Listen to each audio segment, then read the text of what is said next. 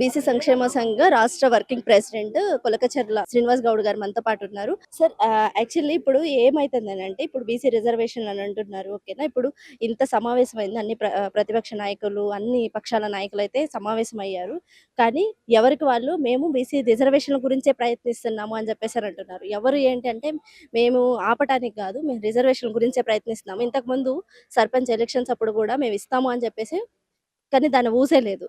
అంటే బీసీ వాళ్ళు వచ్చి ఏదో ధర్నాలు చేసుకున్నారు గానీ దాన్ని ఊసేలేదు. ఇప్పుడు మీరేం చెప్తారు ఈ సమావేశం తర్వాత? అయితే ఈరోజు రాష్ట్ర వ్యాప్తంగా హ్మ్. బీసీ సంఘాలుగా హ్మ్. అనేక రోజులుగా ఈ ప్రభుత్వం ఏర్పడిన 2 సంవత్సరాలుగా బీసీ సంఘాలు పోరాటం చేస్తూనే ఉన్నాం. ఈ తెలంగాణ రాష్ట్రంలో అధికారంలోకి వచ్చినటువంటి కాంగ్రెస్ పార్టీ ఏదైతే కామారెడ్డి డిక్లరేషన్ ఉందో ఆ కామారెడ్డి డిక్లరేషన్ ప్రకారం బీసీలకు 42% రిజర్వేషన్లు ఇస్తామని చెప్పి దగా మోసం చేసినటువంటి పార్టీ కాంగ్రెస్ పార్టీ. ఈరోజు మేము కాంగ్రెస్ పార్టీని ఒకటే క్వశ్చన్ చేస్తూ ఉన్నాం. ఈరోజు బీసీలకు ఇచ్చినటువంటి హామీ ఎందుకు నెరవేర్చడం లేదని చెప్పి మేము ప్రశ్నిస్తూ ఉన్నాం. రాష్ట్ర ముఖ్యమంత్రి గారు ప్రగల్భాలు పలికి ఈ రాష్ట్రంలో బీసీలకు 42% రిజర్వేషన్లు ఇస్తేనే ఎన్నికలు నిర్వహిస్తాం, లేకుంటే ఎన్నికలకు పోమని చెప్పినటువంటి ముఖ్యమంత్రి ఈరోజు దగాకోరు ముఖ్యమంత్రి ఈరోజు బీసీలను మోసం చేసి పంచాయతీరాజ్ ఎన్నికల్లో సర్పంచ్ ఎన్నికలు జరిపి ఈరోజు ఎంత రిజర్వేషన్ ఇచ్చారు? 18%, 19% రిజర్వేషన్ ఇచ్చారు. అంటే పాత పద్ధతిలోనే బీసీలకు మరీ మోసం చేసినట్టు కాంగ్రెస్ పార్టీ ఈరోజు మళ్ళీ ఎంపీటీసీ ఎన్నికలని, మున్సిపల్ ఎన్నికలని చెప్పి మళ్ళీ ఎన్నికలకు పోవడానికి సిద్ధమవుతుంది. అందుకే ఈరోజు మేము కాంగ్రెస్ పార్టీ అధికారంలో కాంగ్రెస్ పార్టీని హెచ్చరిస్తూ ఉన్నాం. ఈరోజు బీసీల యొక్క హక్కులు మీకు అవసరం లేదా? బీసీల ఓట్లు మీకు అవసరం లేదా?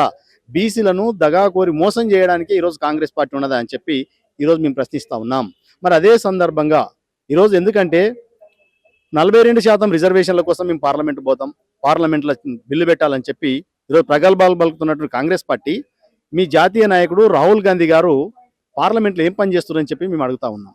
బీసీలకు 42% రిజర్వేషన్లు ఇవ్వాలని చెప్పి దేశవ్యాప్తంగా పాదయాత్ర చేసినటువంటి రాహుల్ గాంధీ గారు బీసీలను స్కాన్ చేయాలి, స్కాన్ చేస్తే బీసీలకు ఏం రోగం ఉందో తెలుస్తుంది కాబట్టి వాళ్ళకి రిజర్వేషన్లు ఇవ్వాల్సిన అవసరం వస్తుందని చెప్పి రాహుల్ గాంధీ గారు మాటలు బలికి ఈరోజు 200 పై చిలుకున్నటువంటి ఎంపీ సీట్లు ఉన్నటువంటి ఈరోజు యూపీఏ ప్రతిపక్ష పార్టీ దేశంలో పార్లమెంట్లో ఎందుకు ఒక్కరోజు కూడా అధికార పార్టీని ప్రశ్నించలేకపోయింది? బీసీలకు 42% రిజర్వేషన్లు ఇస్తామన్నట్టు హామీ మీద మీరు ఎందుకు పోరాటం చేయలేకపోని చెప్పి కాంగ్రెస్ పార్టీని ప్రశ్నిస్తా ఉన్నాం. మరి ఇదే సందర్భంగా చేయాల్సినటువంటి అధికారం ఉన్నటువంటి ఎన్డీఏ ప్రభుత్వం కానీ ఇక్కడ ఉన్నటువంటి కాంగ్రెస్ పార్టీ కానీ బీసీలకు 42% ఇవ్వకుండా దగా చేస్తుంటే ప్రతిపక్షంలో ఉన్న పార్టీలు ఏం పని చేస్తున్నాయి? ఈరోజు బీఆర్ఎస్ పార్టీ కానీ బీజేపీ పార్టీ ఏం పని చేస్తున్నాయి రాష్ట్రంలో? కాబట్టి పార్లమెంటులో కానీ ఇక్కడ అసెంబ్లీలో చట్టం తీసుకొస్తే, బిల్లు తీసుకొస్తే దానికి మద్దతు తెలిపింది ఎవరు? మీరే కదా. బీఆర్ఎస్ పార్టీ మద్దతు తెలిపింది, బీజేపీ పార్టీ మద్దతు తెలిపింది, ఎంఐఎం పార్టీ తెలిపింది, సిపిఐ సిపిఎం ఎన్ని పార్టీలు ప్రతినిధులు అన్ని పార్టీలు మద్దతు తెలిపింది. కానీ మొన్న రిజర్వేషన్లు చూస్తే ఏమైంది? మళ్ళీ దగాకోరు 42% రిజర్వేషన్ మళ్ళీ 18-19% రిజర్వేషన్ తీసుకొచ్చి బీసీలో మోసం చేసినటువంటి కాంగ్రెస్ పార్టీ. మరి అదేవిధంగా ఇందులో అన్ని రాజకీయ పార్టీలు భాగస్వామ్యం ఉన్నాయి. ఏ పార్టీ కూడా బీసీలకు న్యాయం చేసేటువంటి దిశలో లేదు. అందుకే బీసీ సంఘాలుగా ఈరోజు మేము పోరాటం అంతా ఎంచుకున్నాం. గత 2 సంవత్సరాలుగా ఏదైతే పోరాటం చేసి బీసీలకు కులగణన కావాలని చెప్పి కులగణన చేయించుకున్నాం. రిజర్వేషన్లు పెంచేటువంటి ఉద్దేశంతోన మరి రాష్ట్ర కేంద్ర ప్రభుత్వాలు దగాకోరు ప్రభుత్వాలు చేస్తూ ఉన్నాయి కాబట్టి, మోసం చేస్తూ ఉన్నాయి కాబట్టి మరొకసారి ఈరోజు బీసీలుగా యూనిటీగా సమైక్యంగా రాష్ట్ర వ్యాప్తంగా పోరాటాలకు సిద్ధమవుతా ఉన్నాం. ఆ పోరాటాల్లో భాగంగానే ఈరోజు సోమాజిగూడలో అన్ని అఖిలపక్ష రాజకీయ పార్టీలు బీసీ సంఘాల మీటింగ్ పెట్టి భవిష్యత్ కార్యాచరణ ప్రకటించడం జరిగింది. ఇప్పుడు జెడ్పీటీసీ, ఎంపీటీసీ అంటే ఈ రోజు మనకి రిలీజ్ చేసింది తెలుసు. అంటే వీళ్ళు మోసం చేశారని చెప్పేసి మీరు అంటున్నారు. ఇంతకు ముందు సమావేశంలో కూడా మీరు ఉన్నారు, పార్లమెంట్లో ఆమోదం రాలేదని చెప్పేసి. పార్లమెంట్లో ఆమోదం ఎవరు చేయాలి? ఎన్డీఏ ప్రభుత్వం చేయాలి. ఎన్డీఏ ప్రభుత్వాన్ని క్వశ్చన్ చేయాల్సిన బాధ్యత ఎవరి మీద ఉన్నది? ప్రతిపక్ష పార్టీ మీద బాధ్యత ఉన్నది. కానీ ప్రతిపక్ష పార్టీ రాహుల్ గాంధీ గారు ఒక్క రోజు కూడా పార్లమెంటులో ప్రైవేట్ బిల్లు పెట్టించలేదు. రాహుల్ గాంధీ గారు ఒక మాట పార్లమెంట్లో మాట్లాడలేదు. బీసీ రిజర్వేషన్ గురించే మాట్లాడలేదంటారా? బీసీ రిజర్వేషన్ల మీద పార్లమెంట్లో ఒక్క రోజు కూడా మాట్లాడినటువంటి వ్యక్తి ఈరోజు ప్రతిపక్ష నాయకుడు రాహుల్ గాంధీ గారు. ఎందుకంటే ఈ రాష్ట్రంలో కాంగ్రెస్ పార్టీ అధికారం నుండి బిల్లు తీసుకొని రాష్ట్రపతికి పంపించారు. రాష్ట్రపతి పార్లమెంట్కి పంపించే దిశలో మరి జాతీయ లెవెల్లో ఉన్న ప్రతిపక్ష నాయకుడు రాహుల్ గాంధీ గారు అడగాలి కదా. అడగకుండా కిమ్మనకుండా నోరు మూసుకొని కూర్చొని ఈ రాష్ట్రంలో మేము బీసీలకు 42% రిజర్వేషన్ చేస్తాం కాబట్టి ఎట్లా నమ్ముతారని చెప్పి ప్రజలు కాంగ్రెస్ ప్రభుత్వాన్ని ఎట్లా నమ్ముతారని చెప్పి మేము ఈరోజు క్వశ్చన్ చేస్తూ ఉన్నాం.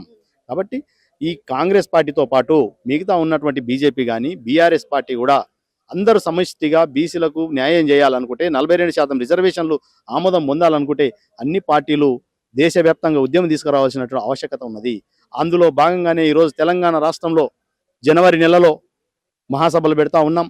ఫిబ్రవరిలో రాష్ట్ర వ్యాప్తంగా రథయాత్రకు ప్లాన్ చేస్తూ ఉన్నాం.